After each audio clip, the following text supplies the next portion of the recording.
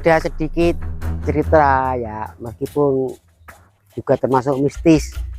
Dan sekali lagi apa yang saya sampaikan ini saya beri kebebasan, nanti percaya monggo, nggak percaya nggak masalah ya, karena ini adalah salah satu apa yang pernah saya lihat, saya dengar. Kita menuju ke tempat namanya itu lokasinya Pandanwangi. Nah, nanti di sana akan saya ceritakan, monggo. Ada di mana, Mbah? Ini ada di bawah tangkis atau namanya tanggul, masih di lokasinya Waduk Benduyu yang ada di Desa Pening, dan kita keluar dari makam para korban kerja paksa tadi, jadi bersebelahan. Nah, ini namanya Tlatah Pandanwangi. Pandanwangi di sini banyak, kita bisa melihat namanya pohon pandan itu seperti apa, monggo.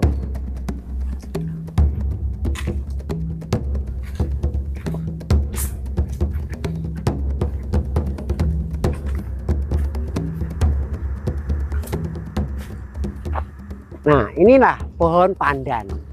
Pandan ini namanya jenis pandan betok. Dia punya bunga juga, kalau kebetulan waktu masa buah ada buahnya. Ini namanya pandan wangi. Dan pandan wangi ini cerita kakek saya ya, jujur saya tidak melihat, tapi cerita dari kakek saya juga bapak saya, bahkan juga saya dengar cerita dari beliau-beliau yang tua seangkatan dengan kakek saya. Ini dulu ada seorang Demang namanya Ki Suwarno. Ki Suwarno itu waktu itu termasuk yang diikut Belanda untuk ikut kerja paksa membuat waduk Benduyu ini. Terus mungkin dari rasa penyiksaan yang dialami kerja paksa tadi, dia berontak. Akhirnya apa? Dia diikuti dengan teman-teman yang seide untuk memberontak lepas daripada kerja paksa tadi. Ternyata ketahuan punya suatu ilmu, kita juga pernah mendengar namanya Ajian Rawa Rontek.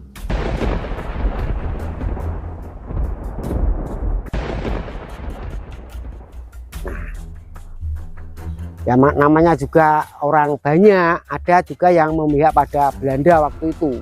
Dia tahu kelemahan daripada Ajian Rawa Rontek tadi.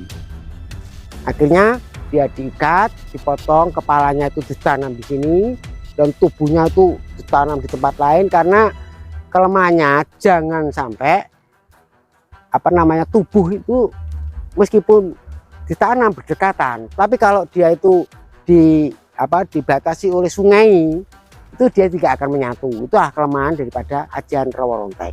Kepalanya ditaruh di sini, memang kata orang Belanda waktu itu jadikan tumbal. Tapi tubuhnya di mana-mana, pokoknya dipisahkan oleh sungai. Nah, akhirnya Ki Suwarno tadi bisa berburu. Dan itu ternyata Ajian Rawa Rontek itu sepertinya ada di tempat sini.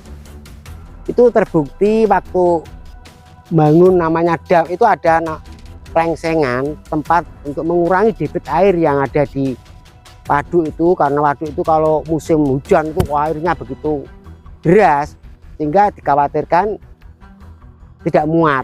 Meskipun di sana juga ada namanya palesan atau tempat pembuangan, ini ditambahi lagi. Ini dibersihkan oleh pekerja-pekerja itu, ya tujuannya kan di situ, itu dekat sekali itu. Ternyata pagi itu dipotong, belum sampai maghrib matahari itu tenggelam.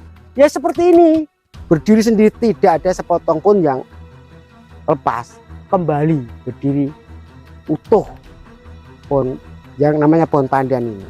Dan pohon pandan ini lebih tua 3 kali daripada umur saya. Kalau umur saya sekarang itu 60 lah katakan, ini mungkin 60 lebih 3 kali atau 4 kali. Ini lebih tua, ini namanya. Dan ini sering kalau ada seperti ada banjir besar itu memberi ada suara, memberi masyarakat Pening isyarat untuk berhati-hati, berjaga-jaga. Dan suaranya itu mendengung khas. Masyarakat sini sudah tahu ini ini suara dari Eyang Suwarno gitu. Ini saudaraku semuanya, ada bunga yang ajaib, bunga dari tanaman pandan, dimana dulu ada orang yang bawa bunga pandan ini dari sini, dan setelah itu apa namanya, orang tersebut tidak mempan ditembak, bahkan tidak mempan dibacok ya, kebal senjata tajam. Namanya kembang apa, Pak? Udah Kembang puda. Niku wonten fungsine napa? fungsinya banyak sekali mas. Bocah gendeng, bocah diguna-guna di santet, terus bocah sing nggak sengaja nih istilah wong Jawa ketempelan atau kesusupan bisa mas.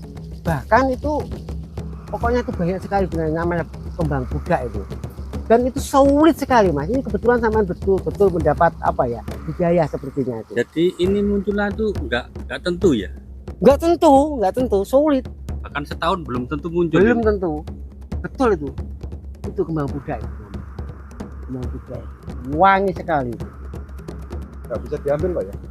Itu sebenarnya sudah dibolehkan, cuma apa, gimana caranya ngambilnya? Harus pakai senggel. Wah, sampai nggak akan bisa. Oke. Nah, ini adalah bunga langka ya, bahkan 1 tahun belum tentu berbunga, yaitu bunga yang muncul dari tanaman pandan ya. Nah, kita saat ini termasuk beruntung bisa mendapati bunga ini. Pak Darminto lagi azan dulu untuk mengambil bunga ini.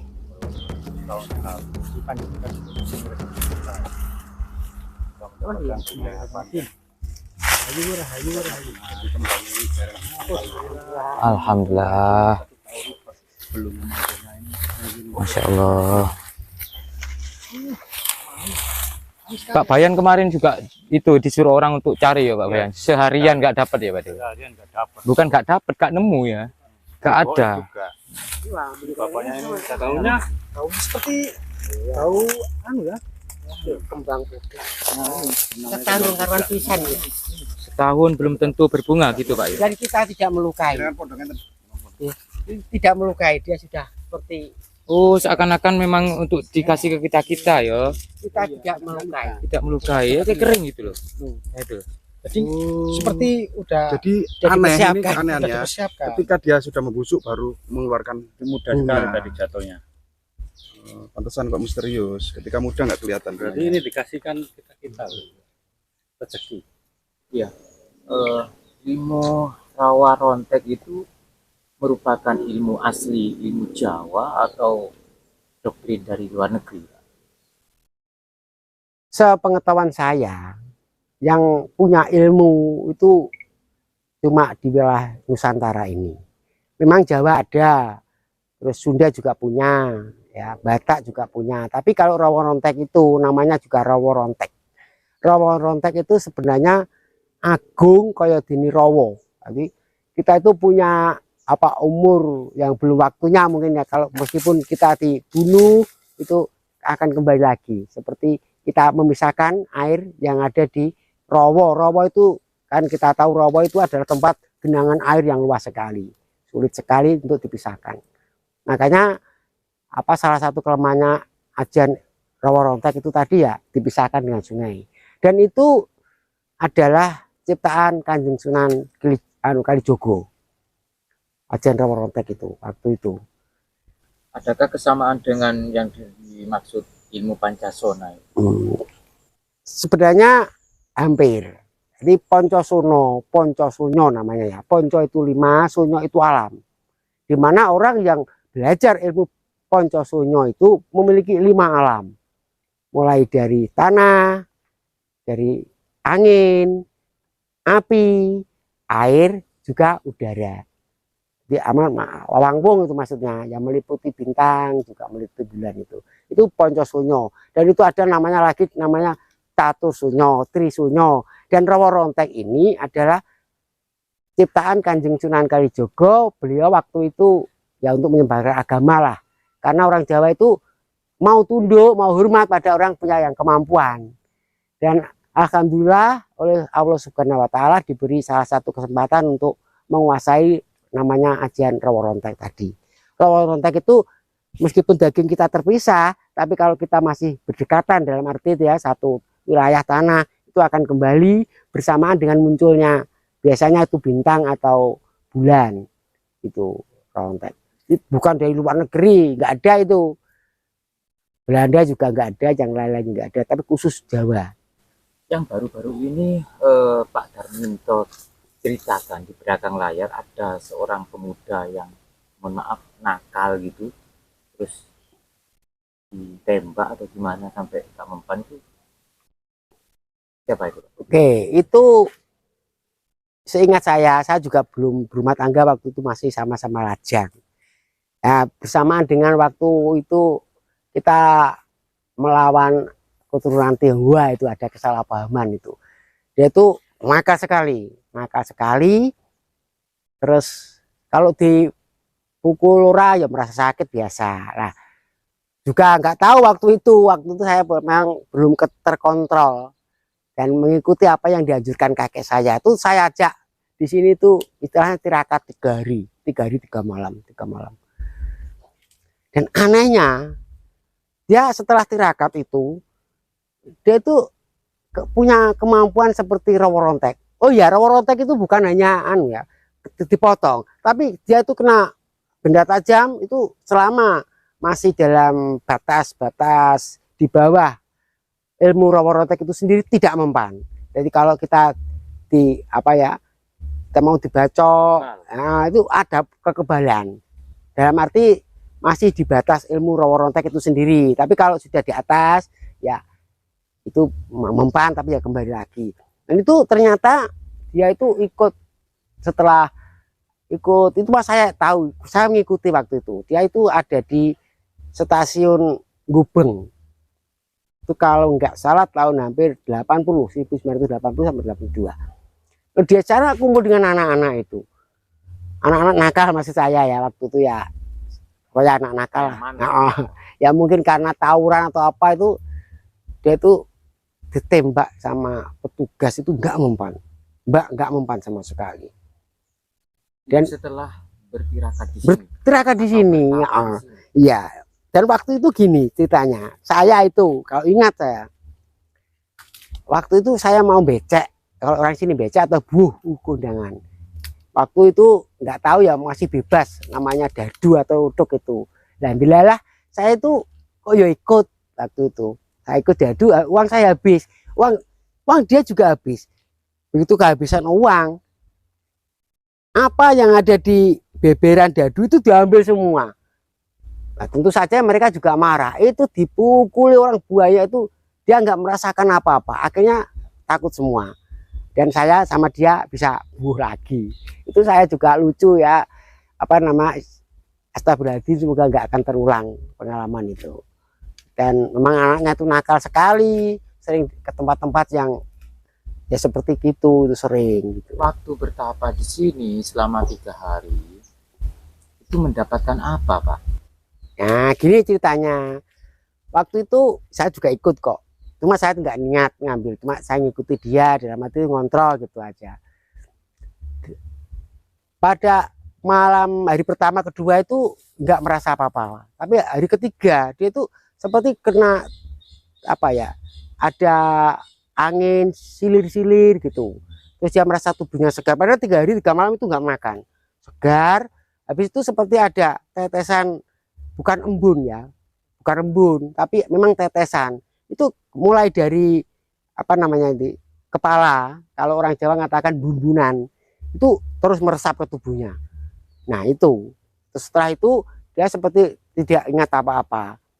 Itu dia ngomong sama saya, setelah itu dia sadar biasa, ya biasa gitu. Lokasi seorang pemuda yang tidak mempan, ditembak, dipukuli, dibacok, waktu tirakat di sini selama 3 hari.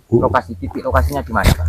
Itu ada agak ke timur sana, agak ke timur sana lokasinya. Di tengah-tengah situ. Iya betul. Itu kan rimbun sekali. Rimbun sekali. Apa namanya? Pandan Betok. Pandanri ya, Pandan Pandanri. Bedok. Jadi di tengah-tengah situ Pak. Iya, lokasi betul. untuk tirakannya, Pak. Adakah sesuatu yang gaib lainnya, mungkin penampakan apa begitu di sini? Kan ini kan memang terkenal angker, Pak. Betul. Apalagi, Pak? Ya, ini gini. Di sini ini ada semacam lubang yang dipercaya orang sini namanya rong. Rong itu ada lubang. Memang sini jurang waktu itu. Jurang jauh dalam sekali. Jurang bajul sak judu. Namanya bajul buntung. Namanya bajul buntung itu tidak punya ekor. Gitu, tidak punya ekor. Nah, ini kalau ada apa ya? Ada bahaya atau apa itu seperti gerak itu nggak tahu apa dia itu memposisikan diri untuk semakin kuat atau gimana gerak gitu. Dan itu masih sering orang lihat. Biasanya kalau hari seperti Selasa Kliwon di sini nih, yang paling sering Selasa Kliwon itu Buaya ya keluarnya. Buaya sak judo Tanpa ekor namanya bajul buntung. Terus yang pernah itu waktu apa ya, kalau nggak salah waktu Petrus ada Petrus itu kalau nggak salah ya sekitar 1980-an atau 92